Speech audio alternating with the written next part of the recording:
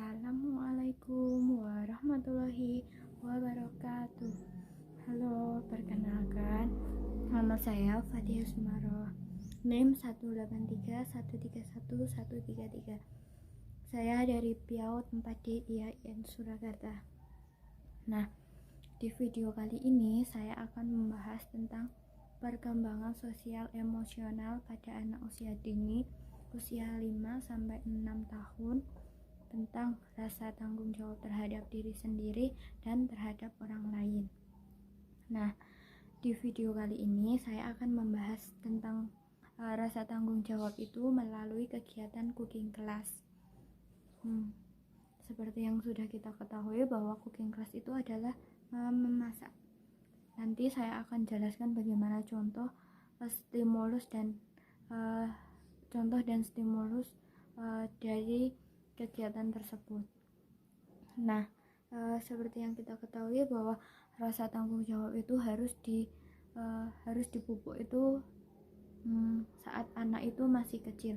Jadi sedini mungkin kita harus mengajarkan bagaimana rasa tanggung jawab itu tumbuh pada anak. Sebenarnya banyak yang dapat kita lakukan untuk mengembangkan rasa tanggung jawab anak tersebut. Nah, melalui kegiatan cooking class ini saya akan membahasnya nanti. Silahkan ditonton sampai akhir ya videonya. Nah, seperti yang sudah kita ketahui bahwa cooking day itu berarti hari memasak. Nah, berarti di sini anak itu akan ikut serta dalam proses kegiatan memasak tersebut. Anak itu akan mengikuti dari proses pembuatan, kemudian anak itu dapat menikmati hasilnya. Di sini saya akan menjelaskan bagaimana proses cooking day itu berlangsung dan bagaimana rasa tanggung jawab itu dapat ditumbuhkan melalui kegiatan tersebut. Saya ambil contoh, misalnya yang pertama, kita membuat salad buah. Dalam cooking day itu pasti dibutuhkan antara kerjasama antara murid dengan guru. Nah, di dalam kerjasama ini sebelum kelasnya itu dimulai, mungkin guru bisa diskusi dengan anak, misalnya, oke anak-anak, hari ini kita akan membuat salad buah ya. Ada yang udah tahu atau udah pernah makan salad buah? Tentunya di situ anak akan menjawab, saya sudah pernah Bu Guru, saya sudah pernah membuatnya. Seperti itu. Lalu sebelum kelas itu dimulai pasti ada aturan-aturannya. Misalnya seperti ini, nanti kita akan membuat salad buah. Nah, tetapi ada syaratnya nih, salad buahnya itu harus selesai membuatnya ya. Tidak boleh ada yang, Bu Guru saya belum jadi. Itu tidak boleh ada, harus sampai selesai. Yang kedua, aturan yang kedua, misalnya setelah membuat salad buah, peralatan yang ada di meja kalian itu dibereskan sendiri. Misal ditaruh sini ya nanti. Seperti itu. Terus yang ketiga, setelah kita membuat salad buah, kita boleh memakan hasil yang sudah kita buat, tetapi harus dihabiskan ya. Kalau tidak habis, harus dibawa pulang. Nah, dari ketiga contoh tadi itu dapat mengembangkan rasa tanggung jawabnya pada anak.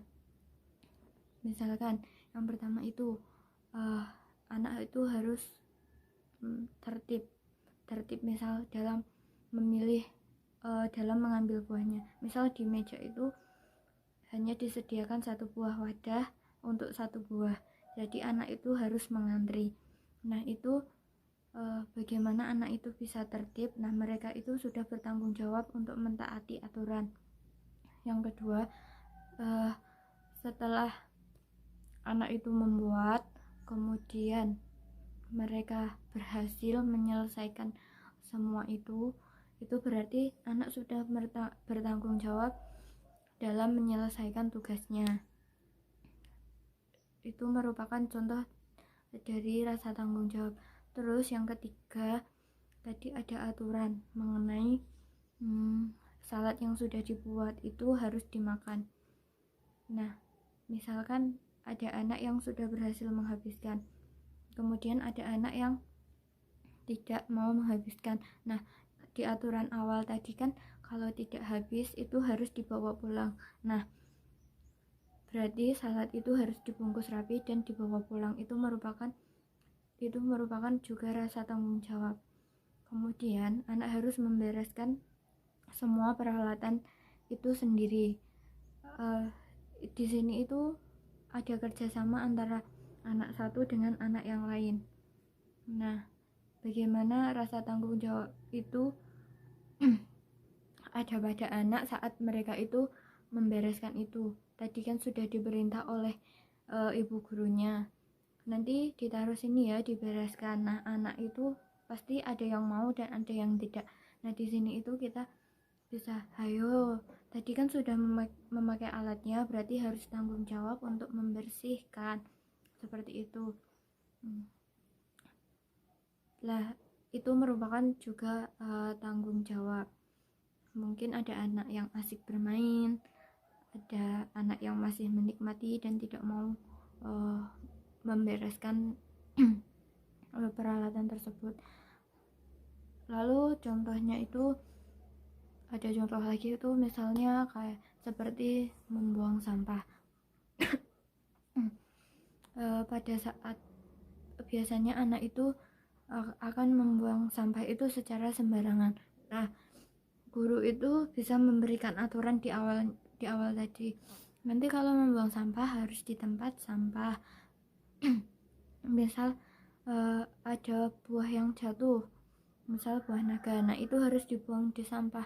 Nanti kalau tidak dibuang di sampah, nanti bisa terpeleset, soalnya buah naga itu licin kalau di lantai, kalau diinjak, seperti itu. Jadi kita bisa menunjukkan hubungan antara sebab dan akibat.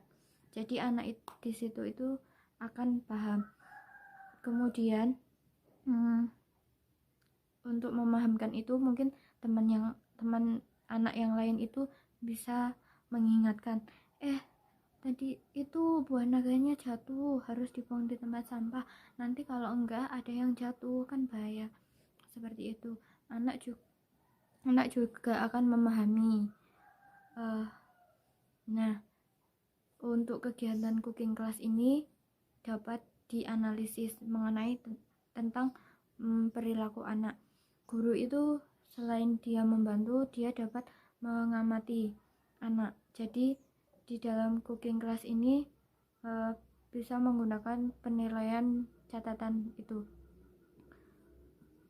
Jadi tetap mengacu pada standar tingkat pencapaian anak. Tetap bisa dinilai walaupun itu seperti hanya kegiatan bermain. Jadi perkembangan anak itu tetap dapat dilihat, dan itu menurut saya lebih efektif karena anak itu tidak bosan dengan misal kegiatan hanya menulis di buku ataupun yang lain. Jadi itu menurut anak itu hanya sebuah bermain dan mereka itu dapat menikmati hasilnya.